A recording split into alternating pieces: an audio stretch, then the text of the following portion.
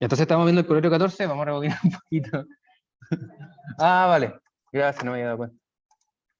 Ahora sí, creo.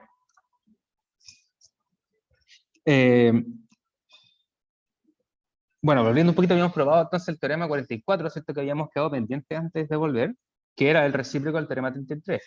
Es decir, nos decía que si tenemos dos rectas paralelas cortadas por una secante, los ángulos alterno internos formados con esta secante eran congruentes, ¿cierto? Y luego de esto, una consecuencia directa, el colorio 14, que estamos enunciando a continuación, el cual nos dice que dadas dos rectas distintas y paralelas, los ángulos correspondientes que se forman con cualquier secante son congruentes.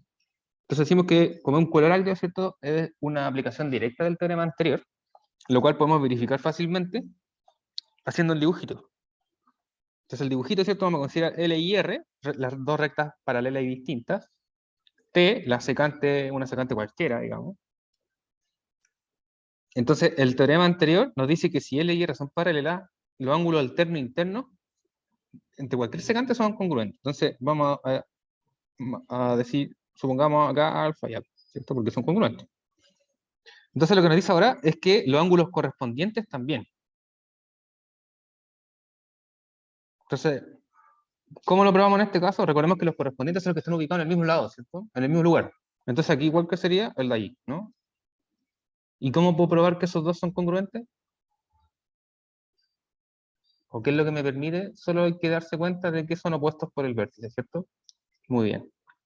Entonces, como estos dos ángulos son opuestos por el vértice, y hemos probado que todo ángulo opuesto por el vértice es congruente, ¿cierto? Se tiene rápidamente que ángulos correspondientes que se forman con cualquier secante son congruentes si es entre paralelos, ¿ya?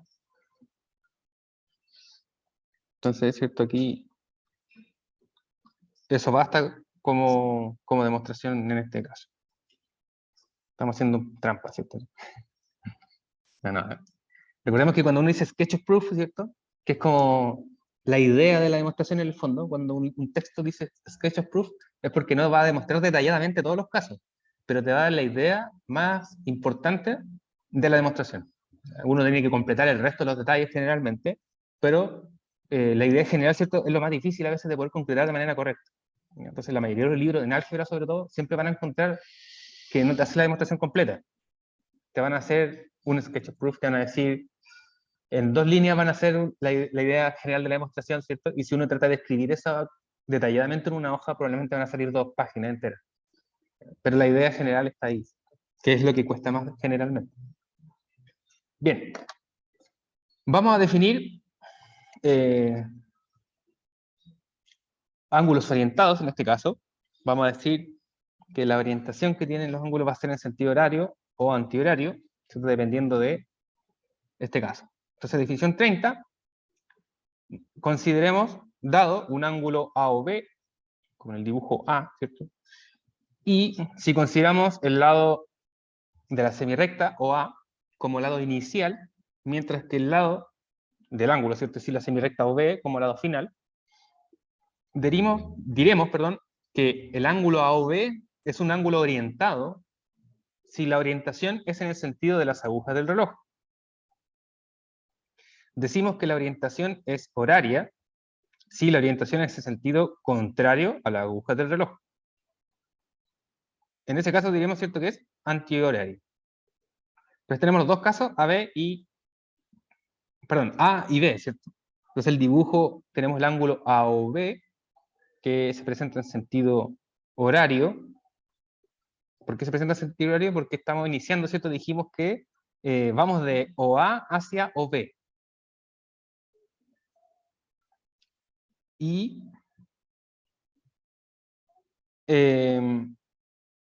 tenemos A' o' B', ¿cierto? Vamos a decir en sentido antihorario.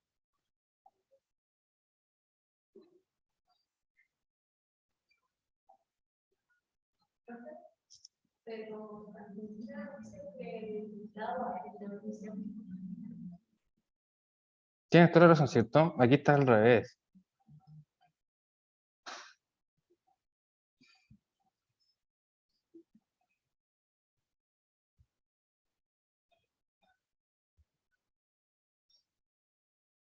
Tenemos la orientación en sentido contrario a la aguja del reloj. Claro, la aguja del reloj, ¿cierto?, van hacia abajito. Y en este sentido se presentaría horario.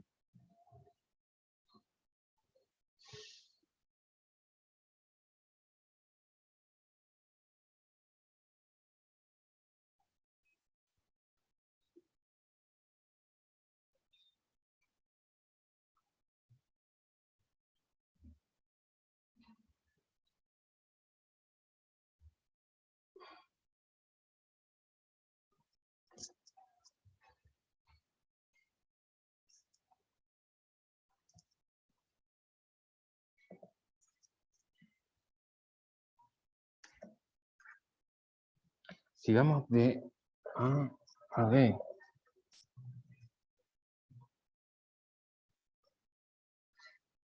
Tienes razón, aquí hay que hacer alguna corrección en cuanto a la definición.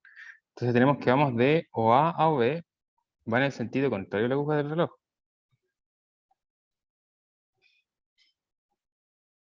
Y un ángulo siempre se mide hacia arriba, no hacia abajo.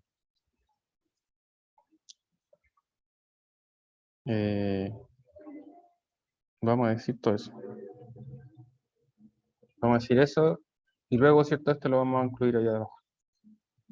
Bueno, voy a corregir esta cosa nuevamente y cuando lo voy a resubir corregido. Pero claro, siguiendo el dibujo, ¿sí? O sea, ese sí es circular. El La es sentido horario, claro. El La debe ser sentido horario.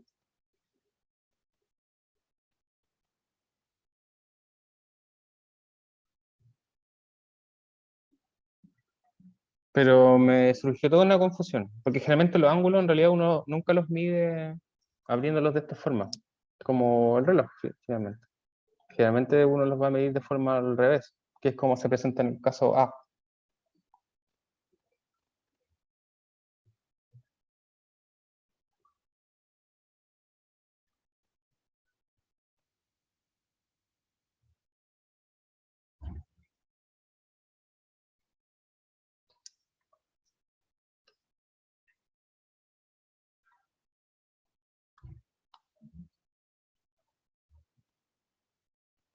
Porque claro, si lo dejamos así, en el fondo habría que cambiar esto, ¿no? Habría que cambiar esto y los puntos A y B respectivamente de acá. De aquí lo mismo, ¿cierto? Después ponerlo al revés y cambiar A y B.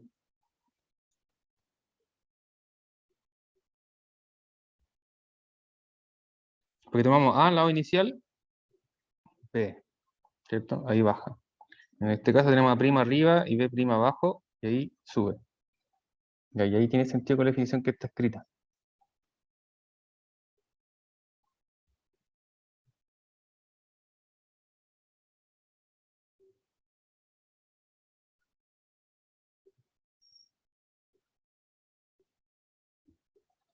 Bueno, digamos que este es un problema, ¿cierto?, para que se acostumbró a ver la hora digital, ¿no? Recordemos, ¿cierto?, que esta cosa va así, ¿cierto? Se abre hacia allá, ¿no? El ángulo se va abriendo ahí, hacia allá.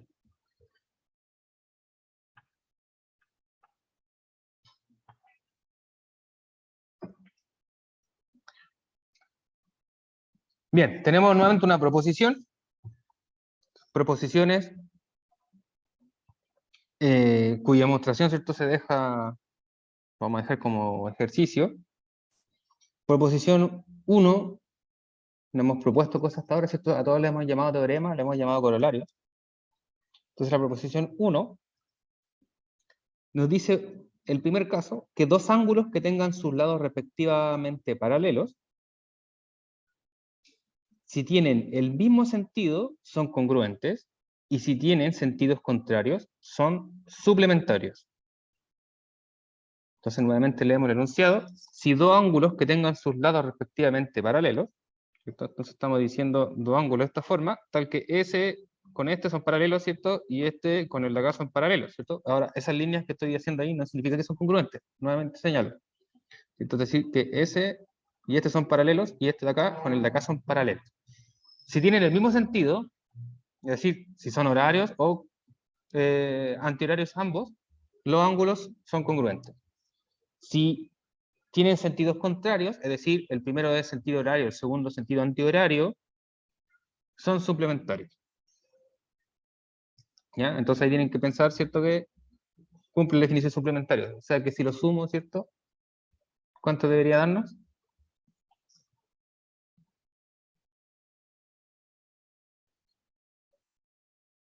¿180? Ya.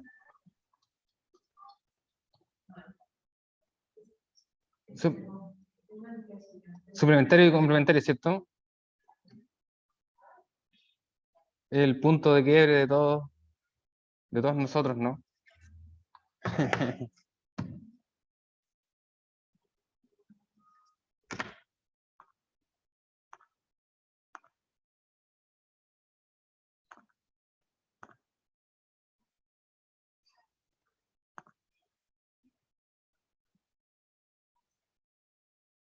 Entonces, ya, ahora entiendo lo que decía Josefa, tiene razón, pues lo habíamos presentado como axioma de continuidad y perpendicularidad, ¿cierto? Y no de paralelismo. Entonces, nuevamente, ahí es mi culpa. Entonces, ¿cuál es el suplementario? Cuando la suma es 180. Y complementario es cuando es 90. Ahí te acuerdo la definición 25. Y entonces ahora es que todos han podido salir de la duda.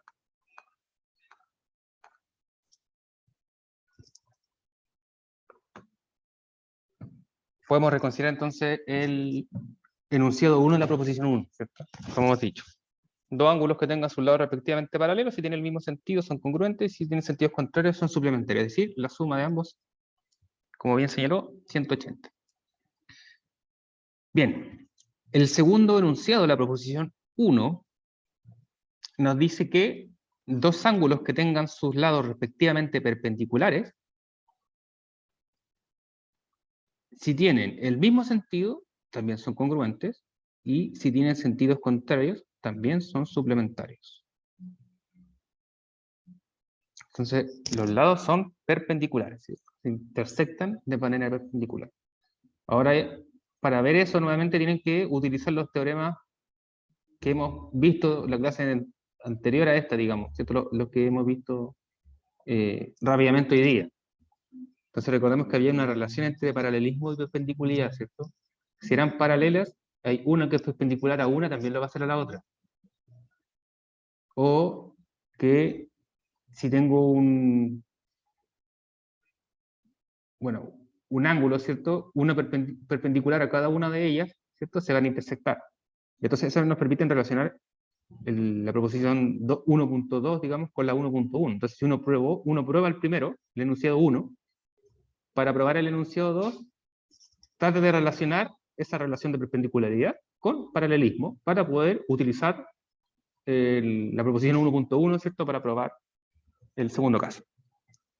Ahora, la pregunta ahí que puede surgir es ¿cómo pueden ustedes relacionar el sentido, que tengan sentidos contrarios con el hecho de que sean suplementarios? Entonces ahí uno trata de volver un poquito a lo anterior, ¿cierto? Nuevamente recordando que aquí hicimos una modificación, ¿cierto? La definición para que cumpliera lo que corresponde. Si es horario o antihorario, ¿cierto? Si estamos bajando, estamos subiendo el ángulo, en el fondo lo que quiere decir aquí es como si hubiéramos dado toda una vuelta, ¿cierto? Entonces hay que considerar ese tipo de cosas. Entonces, si uno, haciéndole caso a la flechita aquí, ¿cierto? Si yo voy hacia arriba, o si yo voy hacia abajo, lo que dice en el fondo es que me di toda la vuelta, ¿cierto? Pensando en el reloj nuevamente, ¿no? Cuando uno mira la hora, digamos, uno puede hacer eso, ¿cierto? De mirar hacia atrás la hora. Pero si uno piensa que solo todo cumpliera en sentido horario, ¿cierto? Si yo quiero llegar, digamos, acá, no puedo pescar este de aquí, ¿cierto? Y subirlo hacia acá, ¿cierto? Lo que uno tiene que hacer es que este de acá tiene que dar toda la vuelta para llegar acá. ¿Ya? Entonces ahí, eso es lo que uno tiene que pensar, en que en el momento entonces de hacer la suma de esos ángulos, ¿cierto? Por eso tiene que ser 180. ¿No? Ahora, ojo, ¿cierto? Porque aquí estamos pensando en una circunferencia completa y eso no es 180. ¿Cierto? De hecho, eso todavía ni siquiera lo hemos visto. Aún, ¿cierto? Porque no hemos pasado todavía a circunferencia.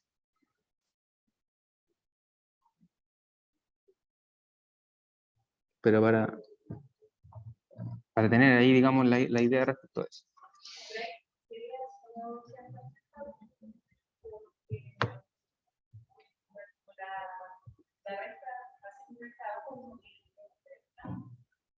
Claro, justamente. De hecho, como definición, justamente porque acá, ojo, ¿cierto? La proposición nos habla de ángulos, y recordemos que nosotros hemos definido un ángulo hasta ahora entre 0 y 180, ¿cierto? Como que el mínimo es nulo y el máximo es llano. Y hemos hablado de obtuso, justamente definiendo desde ese punto, pero como todavía no hemos hablado de circunferencia, digamos, todavía no hemos visto qué sucede con eso, del círculo entero, ¿cierto? Pero recordemos que generalmente uno cuando define grado para medir en ángulos, uno lo hace respecto de la circunferencia, pensando en que uno define ángulo o grado, digamos, como tener un círculo, ¿cierto?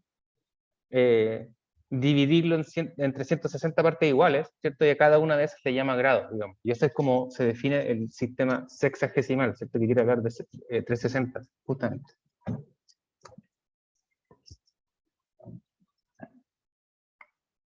Bien, entonces, enunciamos una segunda proposición.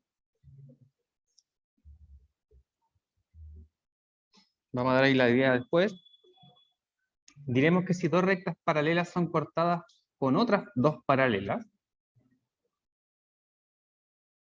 por ejemplo aquí L y R paralelas, AB y DC paralelas, AD, ¿cierto? Y DC paralelas, justamente. Nos dice entonces que si dos rectas paralelas son cortadas con otras dos paralelas, los segmentos opuestos que se determinan son congruentes. Es decir, que según esta figura, ¿cierto? Ahí presentada, tenemos que si el segmento AB y DC son congruentes, ¿cierto? AB y DC son paralelas, de la misma forma, si AD y BC son paralelas, entonces el segmento AB y DC son congruentes, y de la misma manera AD y BC son congruentes. Entonces, los segmentos opuestos, determinados por estas paralelas.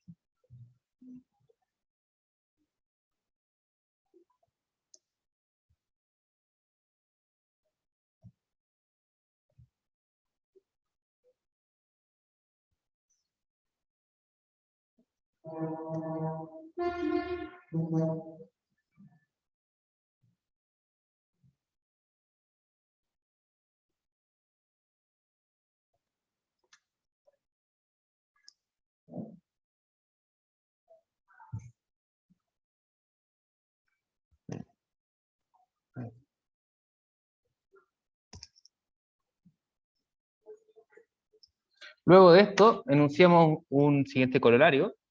Vamos a llamar el corolario 15, la proposición que nos dice que si consideramos dos rectas paralelas, L y R, entonces para todo punto, vamos a llamarlo P, que pertenece a L, la distancia de P a la recta R es constante. Recordemos que la distancia de un punto a una recta era la proyección ortogonal, ¿cierto? Para determinar la distancia de un punto a una recta o a un segmento, recordemos que se medía a través de la recta que pasa por el punto y es perpendicular a dicha recta, ¿cierto? A la cual le queremos medir distancia. Y eso se llamaba la proyección ortogonal. Entonces, Corolario nuevamente nos dice que si L y R son paralelas, entonces todo punto que pertenece a L, la distancia de ese punto a la otra recta R es constante. Sí, es la misma, ¿cierto? A esta constante le llamaremos distancia entre paralelas. En este caso en particular, ¿cierto? A esta constante le llamaremos la distancia entre las paralelas L y R.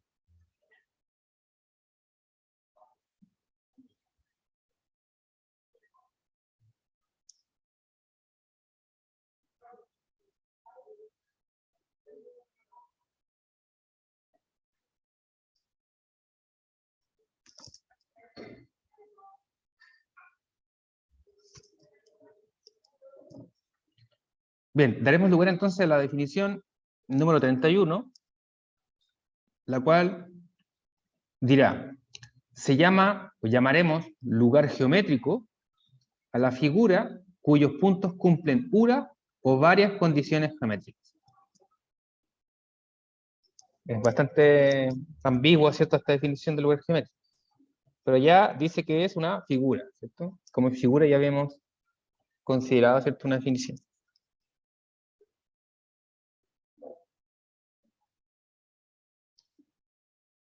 Entonces, por ejemplo, uno puede probar ahí que cuál es el lugar geométrico, ¿cierto?, de los puntos que están a una misma distancia de una recta fija, por ejemplo, que tiene que ver con el corolario anterior.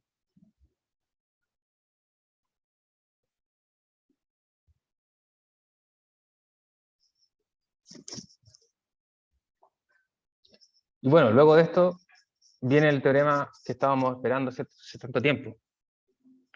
El teorema 45 nos habla acerca de la suma de los ángulos interiores de un triángulo, ¿cierto? Algo que todos sabemos y que queríamos probar hace tiempo, y habíamos discutido, de hecho, una de las últimas clases, recuerdo, respecto de la prueba. Entonces el teorema 45 nos dice que la suma de las medidas de los ángulos interiores de todo triángulo es 180 grados. Entonces el dibujo, ¿cierto?, ahí ya nos dice de que vamos a utilizar ángulos alternos e internos entre paralelas, ¿cierto? Entonces, por la existencia y unicidad de la paralela, podemos considerar la recta L que pasa por el vértice C del triángulo, de tal manera que L es paralela con AB. ¿Ya? Y si eso ocurre, sabemos ya por teorema 44 que alfa debe ser congruente, ¿cierto?, con beta U. De la misma manera, pensando en la recta BC como secante entre paralelas, tenemos que nuevamente por alterno interno, beta es congruente con beta 2. Entonces tenemos que beta 1 es alfa, beta 2 es beta, y tenemos gamma, ¿cierto?, que es el ángulo interior ahí del triángulo. Si nos damos cuenta, entonces la suma de los triángulos interiores son la suma, ¿cierto?, del ángulo llano. Ahí en el vértice C, ¿cierto? Lo cual nos verifica el enunciado. Entonces vamos a escribir justamente todo esto que hemos señalado ahora.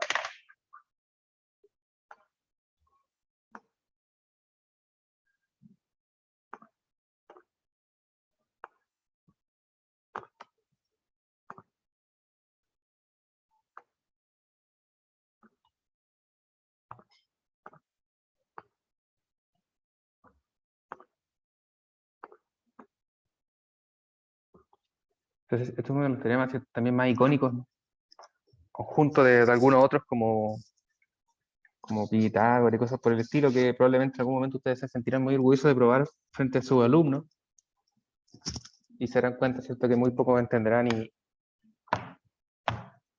probablemente van a odiar las demostraciones el resto de sus vidas, excepto los que deseen ser matemáticos o algo así, físicos. ¿Sí?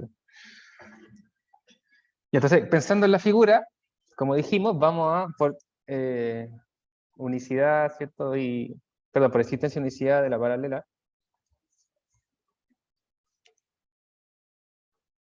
podemos trazar una paralela, ¿cierto? Entonces vamos a decir, sea L paralela a B, vamos a decir trazada por C. Trazada por el punto C del triángulo, ¿cierto? Bueno, en el fondo lo que quiere decir, ay, perdón, es que esta L, ¿cierto?, o C pertenece a L, ¿no? Ya, dicho de otra forma. Entonces, como ya dijimos, como L es paralelo con AB, y si consideramos entonces BC secante como recta, ¿cierto? Una secante, vamos a volver al, perdón, ahí me resulta esta cosa, sí. Acá. Entonces, si pensamos en BC como una secante, tenemos ángulos alternos congruentes, ¿cierto? Entonces, si eso ocurre, tenemos que beta es beta 2, ¿cierto? O congruente con beta 2. ¿Cierto? Entonces, nuevamente, si esta es la secante, ¿cierto? Y estas dos son paralelas, los alternos internos son congruentes. Aquí todo esto de acá es por el 44, ¿cierto? Ya, de la misma forma, como L es paralelo con AB, ahora consideramos la otra recta, que sería AC, ¿cierto? Como secante, ocurre exactamente lo mismo, pero con el ángulo alfa, ¿cierto? Ahora, si consideramos AC, la secante, entre estas dos rectas paralelas, el teorema 44 nos asegura nuevamente que los ángulos alternos e internos son congruentes, es decir, alfa y beta 1.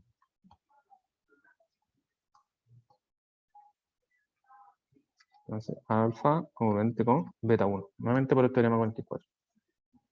¿Cierto?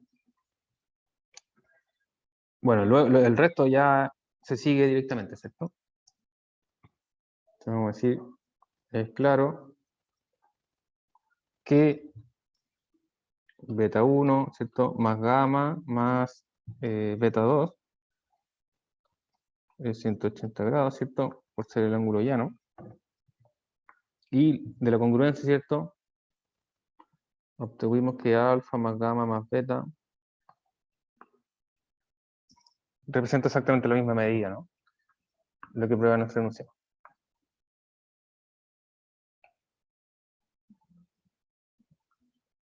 Bueno, aquí uno puede decir dos cosas, ¿no? Digamos acá, por formalidad nomás, ¿cierto? Vamos a decir que son iguales después. Recordemos que dos ángulos eran de igual medida, sí, solo si los ángulos son congruentes, ¿cierto? Entonces, aquí tenemos congruencia y acá abajo tenemos igualdad, ¿cierto? Entonces, para pasar de una a la otra, hay que utilizar esa parte, ¿cierto? Entonces, aquí abajo tenemos que beta 1, entonces, igual a alfa, como medida, ¿cierto? De hecho, como medidas lo estábamos anotando como medida, ¿cierto? Del ángulo, así, ¿no? Ahí para cuidar siempre la formalidad. Ay, perdón. La medida del ángulo A.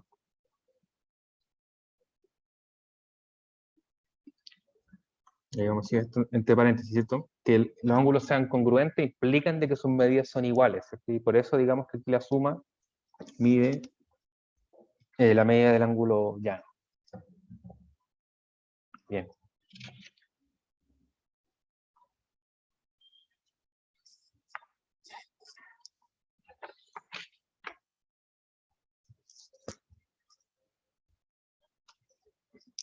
Un nuevo corolario. Vamos a anunciar el corolario número 16. Este corolario nos dice que la medida de todo ángulo exterior de un triángulo, perdón, es igual a la suma de las medidas de los ángulos interiores no adyacentes. Entonces, nuevamente repetimos, la medida de todo ángulo exterior de un triángulo es igual a la suma de las medidas de los ángulos interiores no adyacentes. Entonces, en el fondo lo que queremos probar, ¿cierto?, es que epsilon es igual a alfa más beta, ¿cierto? Perfecto.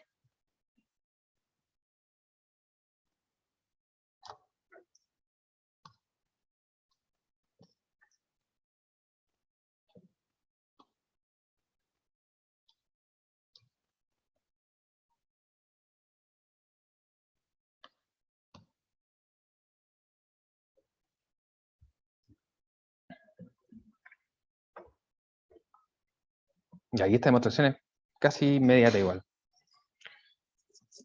Hay dos cosas que hay que tener en cuenta en este caso. La primera, ¿cierto?, es que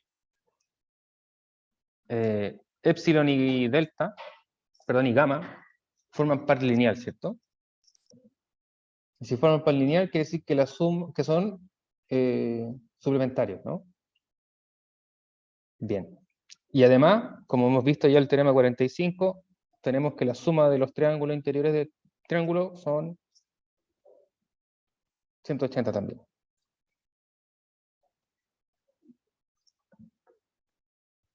Entonces, vamos a decir aquí 1. Tenemos que gamma más epsilon es 180 grados, ¿cierto? Y 2, vamos a decir que alfa más beta más gamma también.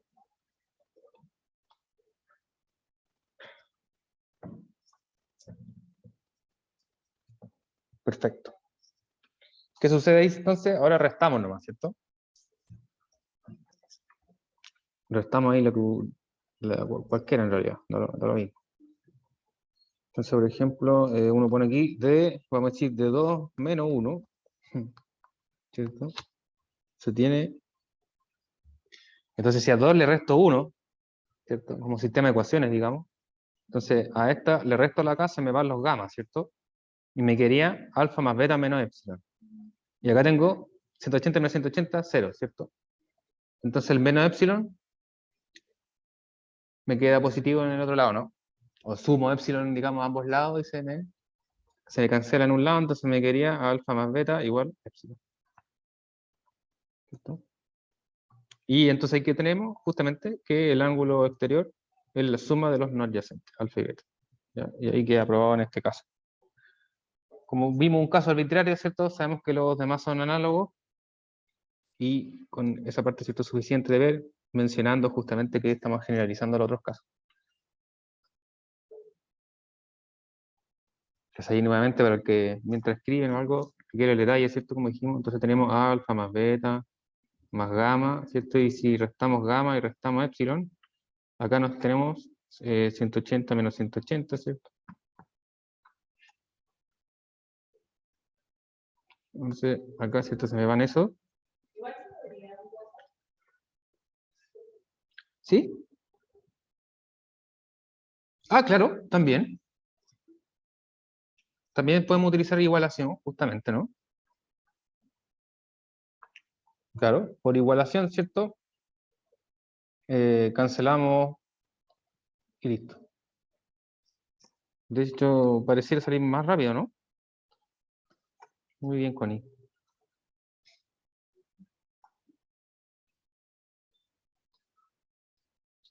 Bueno, cualquiera de los dos correctos, ¿cierto? Pero por igualación también vamos a tener aquí.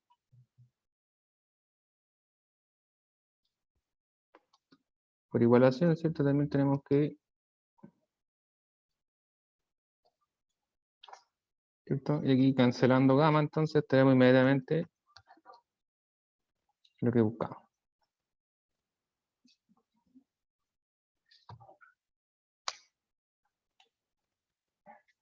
Entonces, hay dos formas, ¿cierto?, de probar el mismo enunciado de manera satisfactoria y uno más rápido que otro problema. Por un segundo que uno se ahorre es valioso, ¿cierto?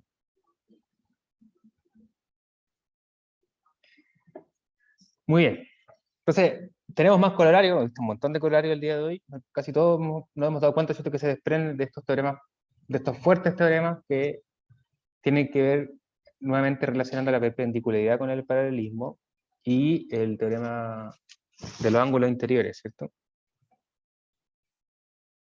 Bien, entonces el colorario 17, perdón, nos dice que en todo triángulo rectángulo, la suma de las medidas de los ángulos agudos es 90.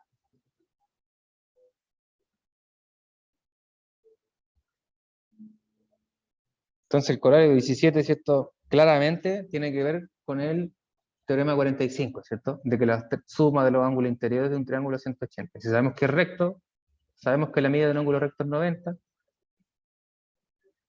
¿cierto? Ahí se tiene directamente el enunciado. El colorario 18 nos dice que si dos triángulos tienen dos pares de ángulos respectivamente congruentes, entonces los otros dos ángulos son respectivamente congruentes. El enunciado bastante claro nuevamente, pues vamos a hacer el dibujo. Ojo, que no habla de que los triángulos sean congruentes. ¿Ya? Ahí nuevamente recalco, ¿cierto?, para aquel que se haya confundido y utilizado el teorema ángulo, ángulo, ángulo para congruencia, que eso no existe. ¿Cierto? El problema es que le había mencionado que para... De hecho, en semejanza vamos a ver, ¿cierto?, que justamente es un criterio de semejanza. Y semejanza no es congruencia, ¿cierto? Ahí sí. Semejanza no es congruencia. Ay, perdón. Ahí sí. Y entonces, si dos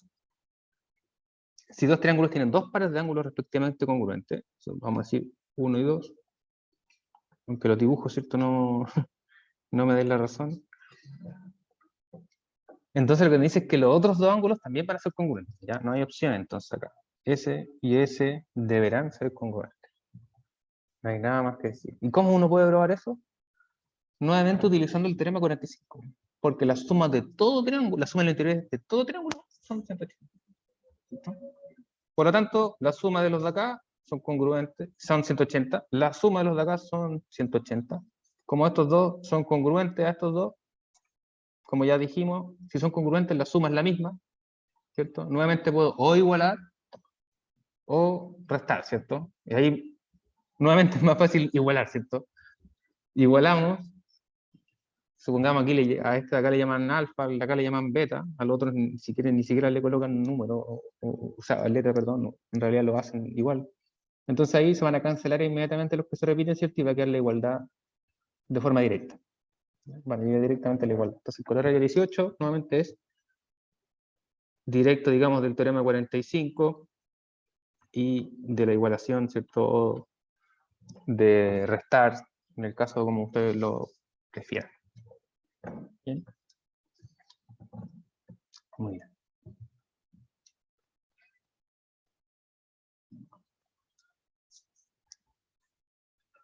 Bien, luego de esto, se enuncia el teorema 46. Vamos a dejar ahí el tiempo de leerlo, de enunciarlo, de que lo escriban y todo, y es muy probable que tenemos que dejarlo así para la siguiente clase, porque esta demostración es muy larga. Bueno, una que tiene dos partes, como se ven, y generalmente dejar una demostración en la mitad de la clase no es muy recomendable. ¿Ya? Y digo esto porque, claro, como después tenemos otra clase de cálculo, no sería una buena idea dejarla, empezar a hacerla y atrasarse en este caso. Al menos para mi situación. Bueno, entonces el teorema 46 recibe el nombre del teorema de la paralela media en un triángulo y tiene dos partes. El primer caso nos dice que el segmento que une los puntos medios de dos lados de un triángulo es paralelo al tercer lado y tiene por medida la mitad de la medida del tercer lado. Entonces, mirando el dibujo abajo, que el dibujo ya tiene mezclado todos los enunciados anteriores, si tenemos el triángulo ABC, vamos a considerar M, el punto medio de AC, N, el punto medio de BC, entonces el segmento MN es paralelo con AB, que sería el tercer lado. Y de la misma manera, la medida del segmento MN es la mitad de la medida de AB. ¿Ya? Eso es lo que nos dice el primer caso. El segundo caso nos dice que si por el punto medio de un lado del triángulo se traza una paralela a un lado, dicha paralela bisecta al otro lado, es decir, lo intersecta justo en el punto medio. Entonces, nuevamente, el segundo caso, si por el punto medio de uno de los lados se traza una paralela a otro lado, dicha paralela bisecta al otro lado. Entonces, en este caso, por el punto medio de uno se traza la paralela a un lado. Bueno, nuevamente aquí está por n, ¿cierto? Si pensamos nuevamente que n es el punto medio del lado BC, trazamos la paralela a ese lado, que sería TB, ¿cierto? Como paralela a ese lado. Y lo que nos dice es que la intersecta justo en el punto medio. Estamos reutilizando ahí MN como puntos medios, ¿cierto? Entonces,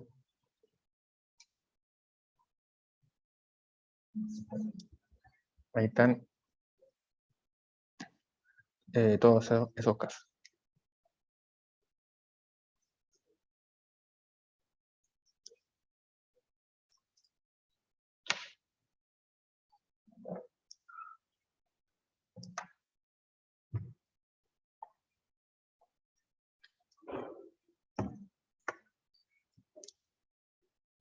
Bueno, entonces, como les decía, vamos a quedar hasta acá en esta clase. Y lo otro que quería mencionar es que hoy día, ¿cierto? Todos recibieron sus pautas, hoy día recibieron bueno, recibieron sus correcciones, recibieron la pauta en el Google Classroom, y de la misma manera, en el Classroom se subió la guía 4. ¿Ya? Para que ya empiecen a echarle un ojo a los ejercicios de guía. Son poquitos esta vez, no son 20, son 10 de hecho. Si no me equivoco, son 10 ejercicios.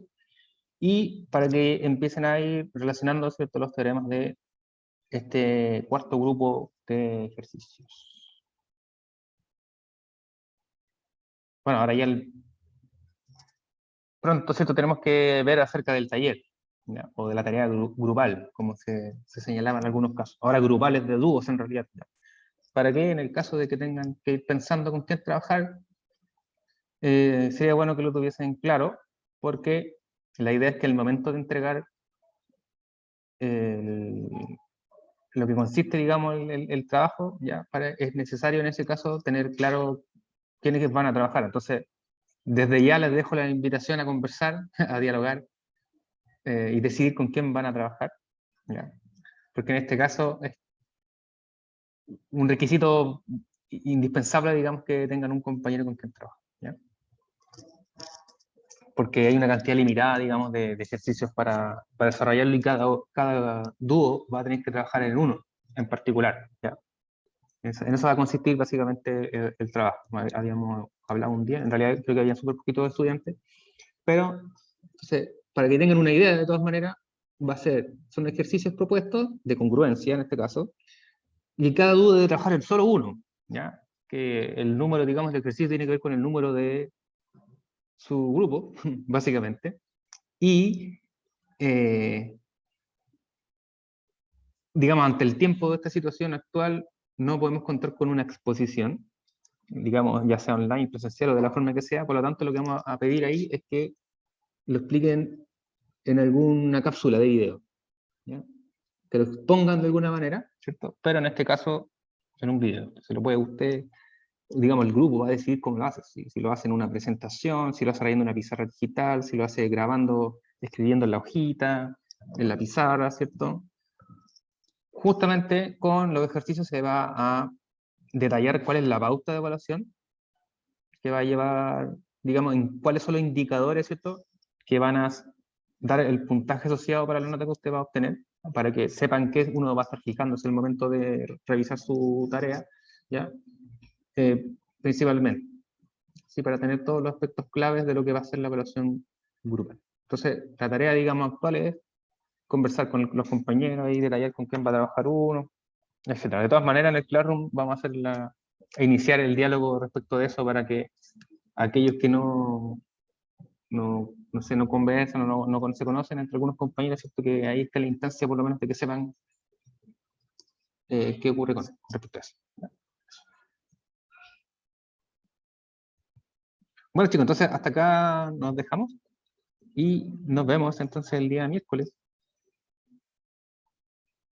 Chao, profe.